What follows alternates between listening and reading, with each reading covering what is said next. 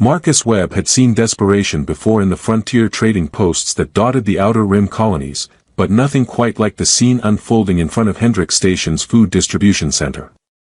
A Zalani male, tall, proud, and clearly starving, was attempting to negotiate with the automated vendor using 3 young girls as collateral for a meal packet worth maybe 10 credits.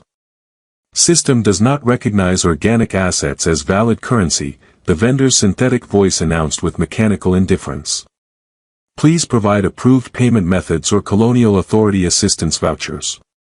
The Zalani's luminescent markings, visible through his tattered clothing, flickered between the deep purples that indicated desperation and the angry reds that suggested he was considering more violent alternatives to his current predicament.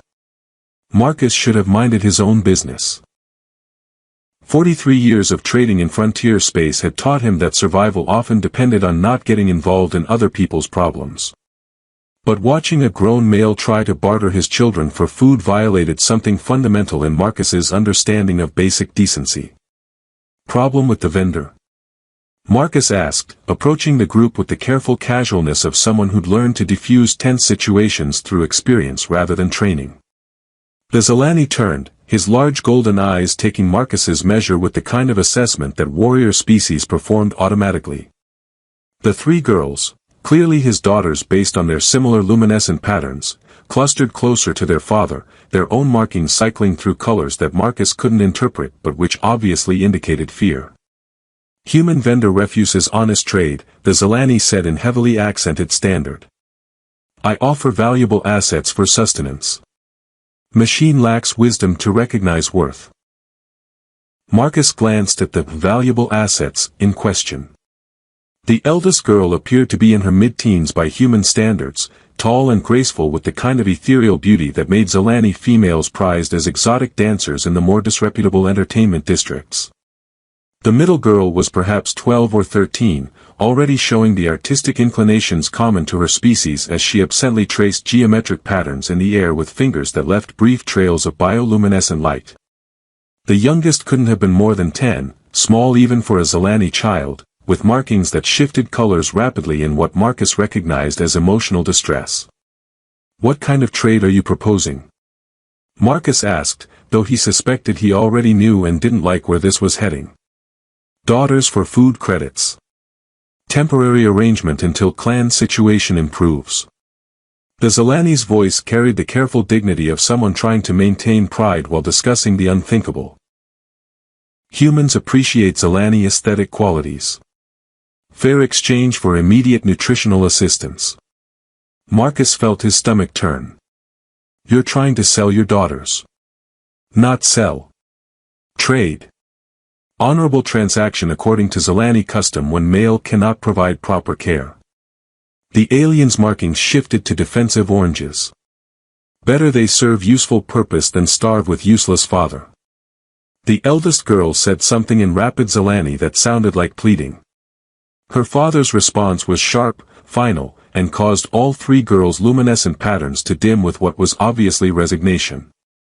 How much food are we talking about? Marcus asked, pulling up the vendor's price list on his portable display.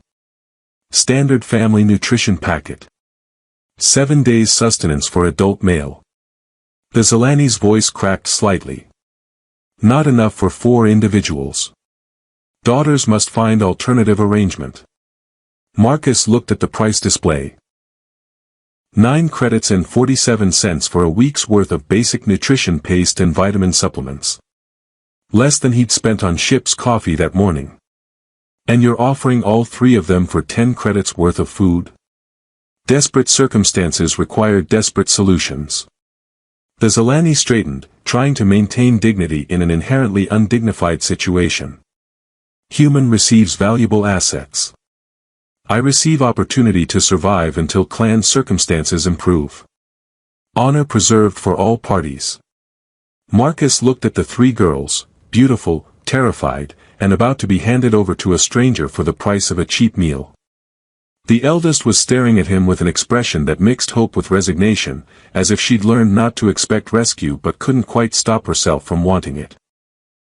Here's a counterproposal, Marcus said, inserting his credit chip into the vendor and purchasing not just the basic nutrition packet but the expanded family meal plan that included supplements appropriate for growing children. I pay for the food, and you keep your daughters. The Zelani stared at him in confusion. What does human gain from this transaction? I gain the satisfaction of not watching children get bartered for lunch money. Marcus handed over the food packets, noting how the girl's eyes tracked the movement with the kind of focused attention that spoke of real hunger. Take the food, find somewhere safe to sleep, and figure out how to take care of your family without trading them away. The alien accepted the food packets with trembling hands, his luminescent markings cycling through colors that might have indicated gratitude mixed with confusion. Human shows unexpected generosity. But clan law is clear, debt must be honored. Daughters were offered in trade was accepted. Honor demands completion of transaction. I didn't accept the trade. I bought food. There's a difference. Human purchased sustenance in direct response to daughter trade proposal. According to Zelani custom, this constitutes acceptance of offered exchange. The alien's expression grew pained. I cannot reclaim daughters without dishonoring agreement. They are now humans' responsibility. Marcus felt something cold settle in his stomach. I'm sorry, what now? The eldest girl stepped forward and said something in careful, accented standard, Father speaks truth. We are now your property. Family. Standard word is difficult. I don't want property. I don't want a family. I was just trying to help. Marcus looked around the food distribution area, hoping someone would appear to explain how a simple act of charity had somehow resulted in legal guardianship of 3 alien children. Want is not relevant, the Zelani father said with finality. Honor and custom are relevant. Daughters are no longer my responsibility. Human must provide proper care or face dishonor. 3 days into his unexpected guardianship, Marcus had learned several important facts about Zelani physiology that no one had bothered to mention in the basic xenobiology courses required for his trading license. First, they required dietary supplements that cost more than his monthly coffee budget. Second, their emotional states were visible through bioluminescent patterns that apparently changed meaning depending on context he didn't understand. Third, they had pack bonding instincts that meant all 3 girls followed him everywhere with the devoted attention of particularly intelligent puppies. Kira, you don't have to ask permission to use the food synthesizer, Marcus said for the 4th time that morning, looking up from his shipping manifests to find the eldest girl standing patiently by the galley entrance. Zelani customs require permission from family unit leader before consuming resources, she explained, her markings shifting to what Marcus was learning meant respectful deference. Father taught proper protocols for living with provider. Marcus set down his tablet and rubbed his temples, where a headache had been building since he'd realized that caring for alien children involved more than just providing food and shelter. Kira, you're not servants. You're, well, I'm not sure what you are, legally speaking, but you're definitely not servants. What are we then? Zara asked from her position on the floor, where she'd been creating intricate geometric patterns using some kind of luminescent paint that Marcus hoped wasn't permanent. Standard words are confusing. You're. Marcus paused, realizing he didn't have a good answer. Dependents? Wards? Refugees? None of the terms seemed adequate for 3 young beings who'd been thrust into his care through circumstances that defied normal categorization. Family, little Nick suggested quietly. It was the first word Marcus had heard her speak since they'd left Hendrix Station. The simplicity of it hit Marcus harder than he'd expected. Family. Not the biological kind he'd grown up with, or the chosen kind that most spacers formed with their crews, but something new and undefined that somehow felt right despite its impossibility. Yeah, he said finally. I guess your family. The girl's luminescent patterns brightened simultaneously, cycling through colors that definitely indicated happiness. Marcus found himself smiling despite the complete upheaval of his previously simple existence. His mood was interrupted by the communication system's priority alert. The incoming message was from Colonial Authority Services, Port Administration Division, with subject line, Urgent. Unregistered alien dependents. Mr. Webb, came the synthesized voice of an automated bureaucratic system. Our records indicate you have taken custody of 3 Zalani minors without completing proper registration procedures. Please report to the nearest CAS office within 72 hours to begin dependency documentation or face fines and potential custody violations. Marcus stared at the message while the girls looked at him with expressions of growing concern. Right. Bureaucracy. I should have expected this. Is there problem? Kira asked, her markings shifting to worried yellows. Just paperwork. Apparently, taking care of alien children requires government approval. Marcus accessed the CAS requirements database, feeling his headache intensify as he reviewed the documentation needed for cross-species custody arrangements. Form 447 Alpha, Statement of Intent for Alien Dependency. Form 923 Beta, Financial Capability Assessment. Form 156 Gamma, Cultural Compatibility Evaluation. Medical Documentation. Psychological Evaluation. Home Inspection. Background Check. Species-Specific Care Certification. Marcus scrolled through the list with growing dismay. This is going to take months. What happens if we do not complete forms? Zara asked practically. According to this, you'd be classified as unregistered aliens and placed in temporary custody while suitable arrangements are found. Marcus's voice grew grim as he read further. Which apparently means institutional care facilities that may or may not have experience with Zalani requirements. All 3 girls went very still, their luminescent patterns dimming to the muted colors that Marcus was learning meant fear. We do not wish to leave Marcus Webb, Nick said quietly. You're not leaving, Marcus said firmly, surprised by his own immediate certainty. We'll figure out the paperwork. The next several hours involved the most frustrating bureaucratic navigation of Marcus's trading career. Colonial Authority Services had procedures for human adoption, procedures for alien immigration, and procedures for temporary custody arrangements, but apparently no one had ever tried to combine all 3 for the specific situation of a bachelor human trader suddenly responsible for 3 Zalani girls. The problem, explained Administrator Chen during their video conference, is that Zalani cultural law doesn't recognize individual adoption outside clan structures, while human law doesn't recognize clan-based custody transfers without extensive cultural documentation. So what you're telling me is that the girls are stuck in legal limbo? What I'm telling you is that you need to establish either formal adoption under human law or recognized guardianship under Zalani law. Unfortunately, both processes require documentation that may not exist for refugees whose clan structures have been disrupted. Marcus looked at the girls, who were listening to the conversation with careful attention despite obviously not understanding all the legal implications. How long do we have to sort this out? Standard processing allows for temporary emergency custody for up to 30 days while documentation is gathered. After that, Administrator Chen's expression grew apologetic. After that, we'd have to transfer the children to institutional care until proper arrangements can be established. After the call ended, Marcus found himself staring at paperwork that seemed designed to prevent exactly what he was trying to accomplish. The girls had settled into his ship's common area with the Zalani delegation arrived at Marcus's trading post 2 weeks into the adoption paperwork process, their ship's elegant design and ceremonial markings announcing their importance before they'd even requested docking permission. Marcus watched through the observation deck as 3 tall figures in traditional robes disembarked, their movements carrying the kind of formal precision that suggested official business of the unpleasant variety.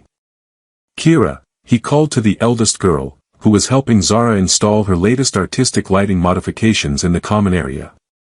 We have visitors. Zalani visitors.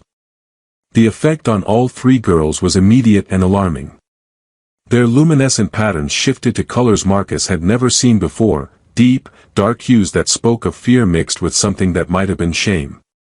Kira moved protectively in front of her younger sisters, her posture becoming rigid with tension. Clan representatives, she said quietly. They have come for us. Come for you how? To reclaim clan property and restore proper cultural order. Kira's voice was carefully controlled, but Marcus could see the fear in her eyes. We should have expected this. The delegation's leader introduced himself as Clan Elder Vorthak, an imposing figure whose ceremonial scars and formal bearing spoke of significant authority within Zalani society. His companions were younger but equally formal, their expressions suggesting they viewed this visit as necessary but distasteful business.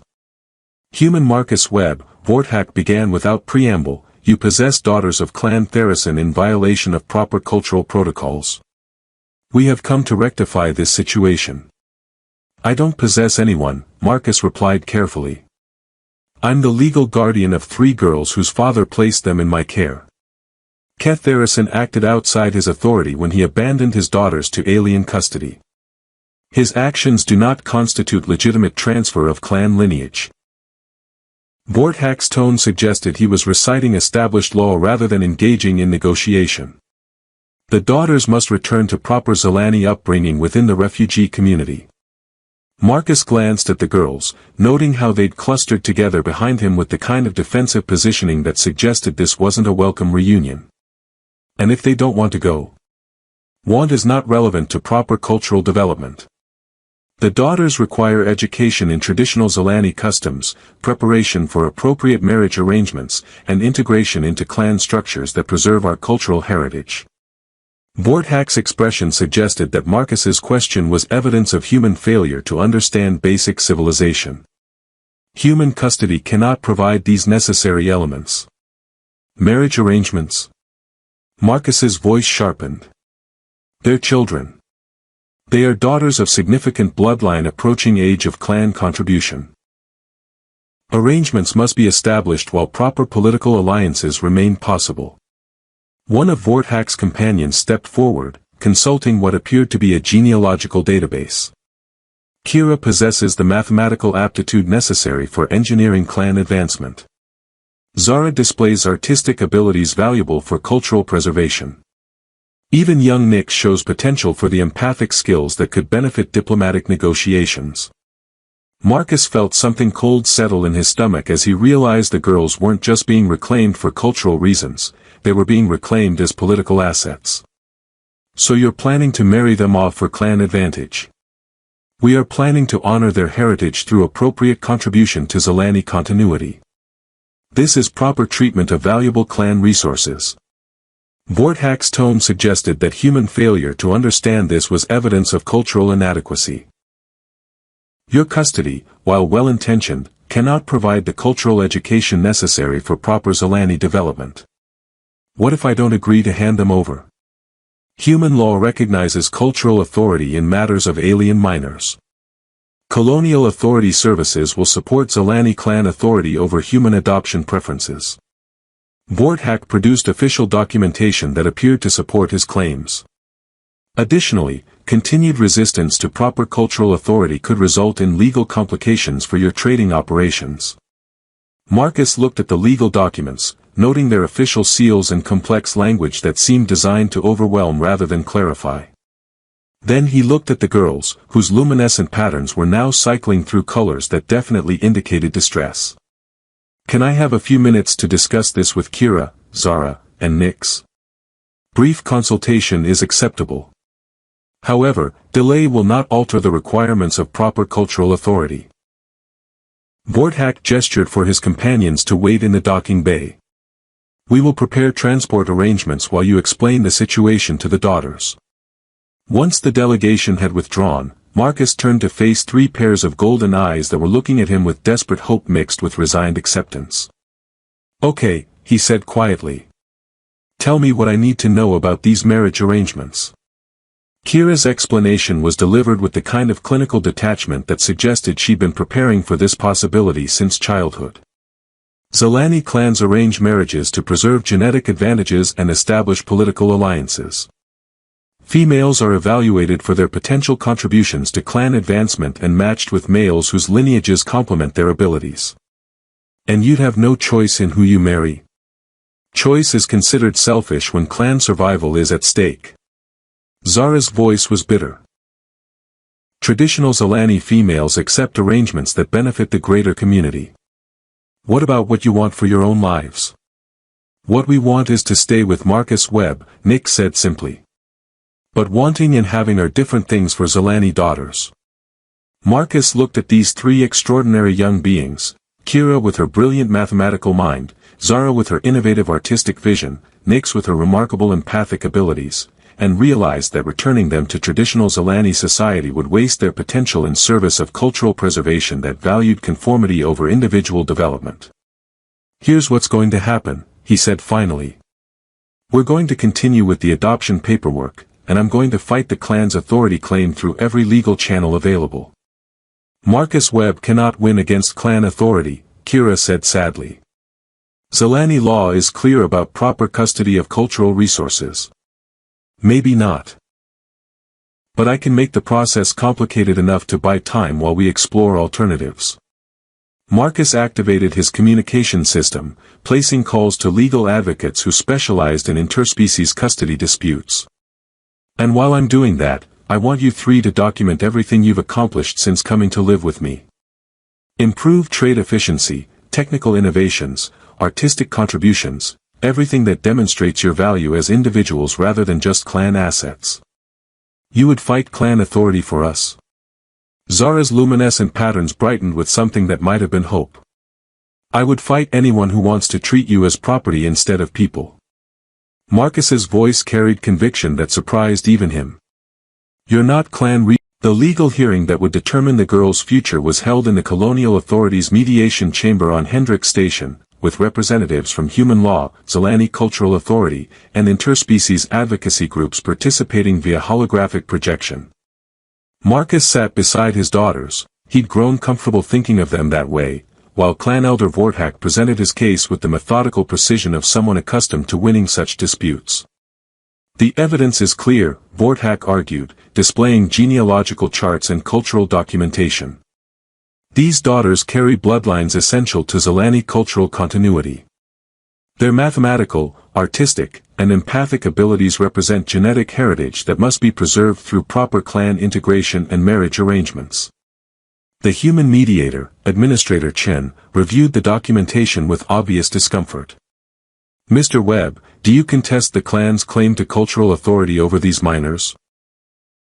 I contest their claim that cultural authority supersedes individual rights, Marcus replied, activating his own holographic displays. Over the past month, Kira, Zara, and Nyx have demonstrated capabilities that far exceed what they could achieve within traditional Zelani social structures. What followed was the most important presentation of Marcus's life.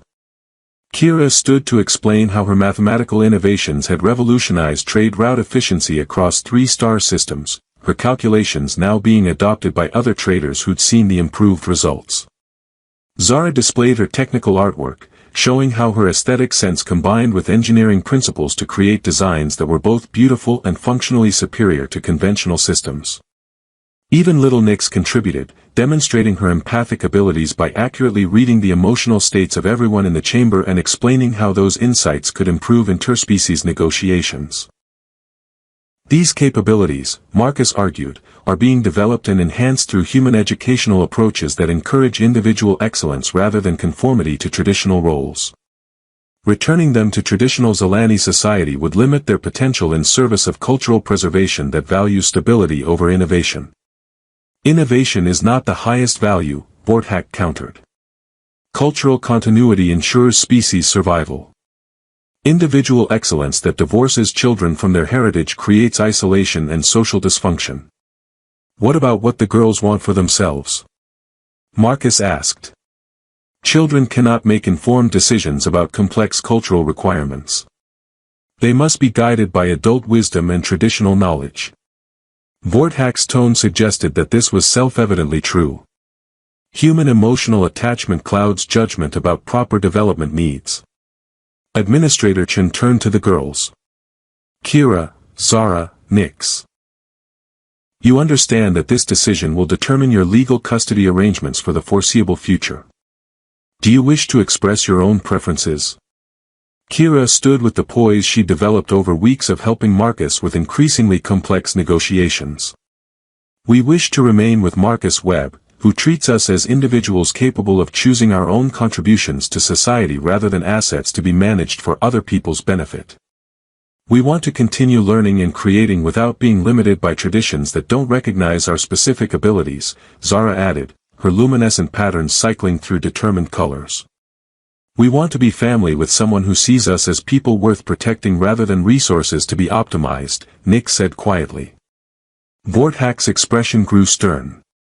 The daughters have been influenced by human individualistic values that prioritize personal desire over community responsibility. This demonstrates the cultural contamination that proper Zelani upbringing would prevent.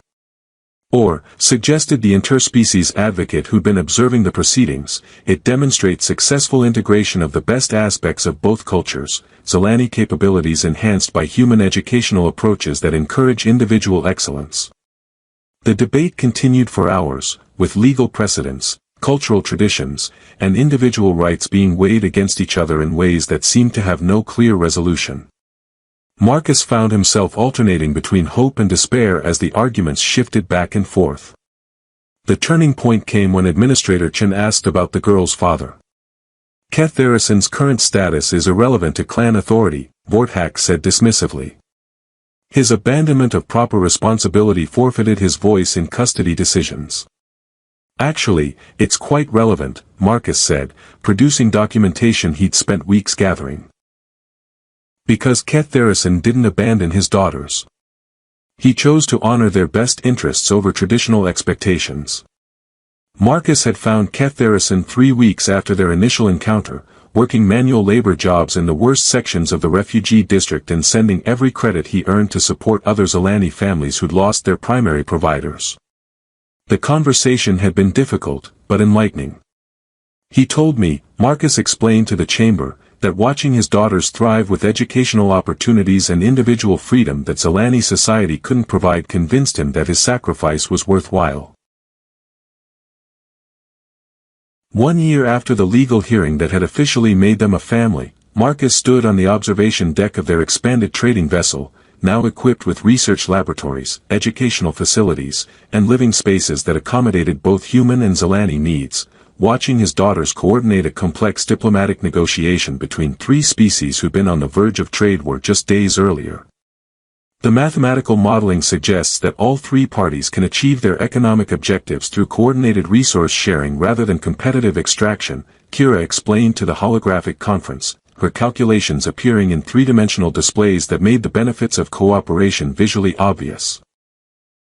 Additionally, the aesthetic integration of viridian crystal cultivation with Altarian mining techniques creates more beautiful and functional installations than either approach achieves independently, Zara added, displaying artistic renderings that transformed industrial facilities into works of art.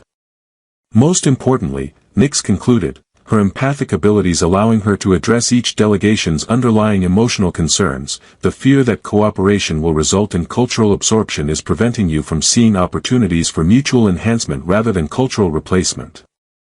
Marcus watched the alien delegations process information that his daughters had synthesized from technical analysis, artistic innovation, and psychological insight. Within 2 hours, they transformed the potential conflict into an enthusiastic collaboration that would benefit all parties while establishing new models for interspecies cooperation.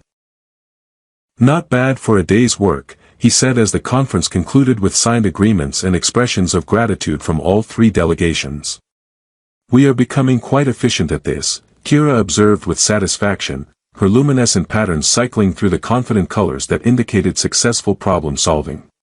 Efficient and profitable, Marcus added, reviewing the consultation fees they'd earned for mediating the dispute. Our reputation for solving impossible negotiations is attracting attention from across the galaxy. The transformation of their business had been as dramatic as the transformation of their family.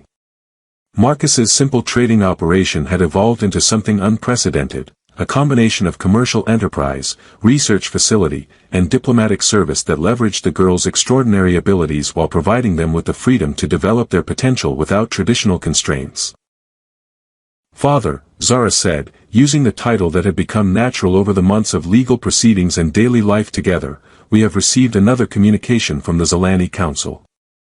Marcus accepted the message with the mixture of curiosity and caution that Zalani official communications always generated. The relationship between their family and traditional Zalani authority had been complicated since the adoption hearing, with some clans viewing them as dangerous precedent while others quietly sought similar arrangements for their own daughters. Clan Elder Vorthak requests meeting to discuss expanded cooperation protocols, Marcus read aloud. That's surprisingly diplomatic language from someone who spent months trying to reclaim you for forced marriages.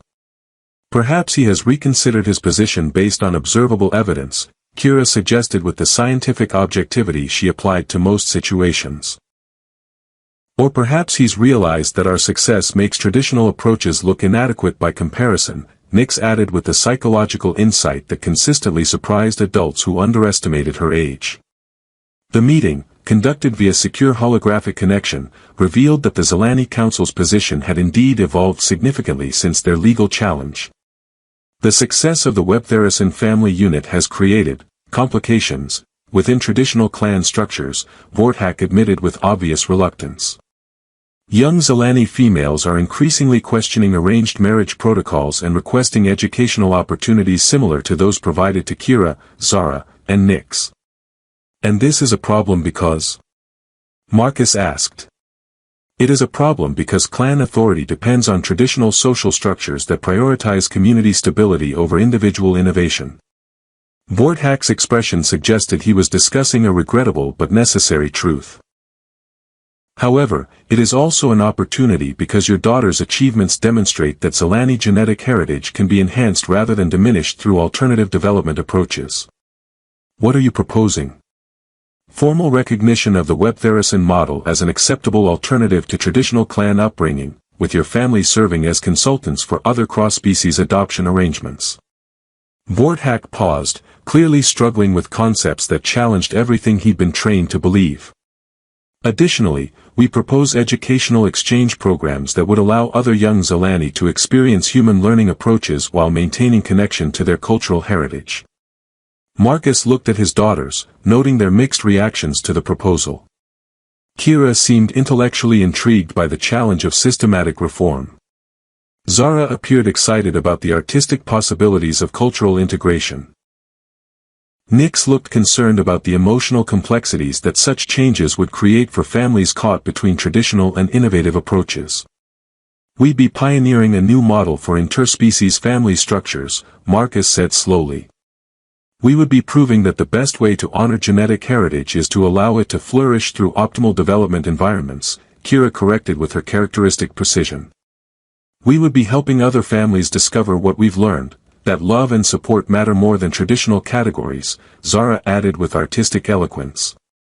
We would be helping people choose happiness over obligation, Nix concluded with empathic wisdom. 6 months later, the Webtherasin Family Consultation Service had facilitated 12 successful cross-species adoptions, established educational exchange programs between human and Zalani communities, and created new legal frameworks for families that transcended traditional cultural boundaries. The irony, Marcus reflected as he reviewed their expanded operations, is that what started as a desperate father trying to feed his children has become a model for revolutionizing how different species approach family structures. Not irony, Kira corrected. Logical progression. Individual excellence within supportive environments creates outcomes that benefit entire communities. Besides, Zara added with amusement, most of the galaxy's best innovations start with someone doing what seems right rather than what seems traditional. And most of the galaxy's best families are formed by people choosing to care for each other rather than being told they should, Nix concluded. As Marcus watched his daughters prepare for their next consultation, helping a human family navigate the adoption of Altarian twins whose empathic abilities required specialized understanding, he realized that the transaction that had seemed like tragic desperation a year ago had actually been the beginning of something extraordinary. He'd gained 3 daughters who challenged him to be better than he'd ever imagined possible. They'd gained a father who supported their individual excellence while providing the emotional security that let them risk innovation. Together, they'd created a family model that proved love could transcend species boundaries when people chose connection over convention. Ready for our next impossible case, he asked as they prepared to meet with families who thought their situations were hopeless.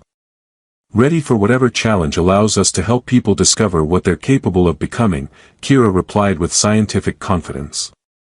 "Ready to prove that the most beautiful solutions are often the ones nobody thought to try before," Zara added with artistic vision.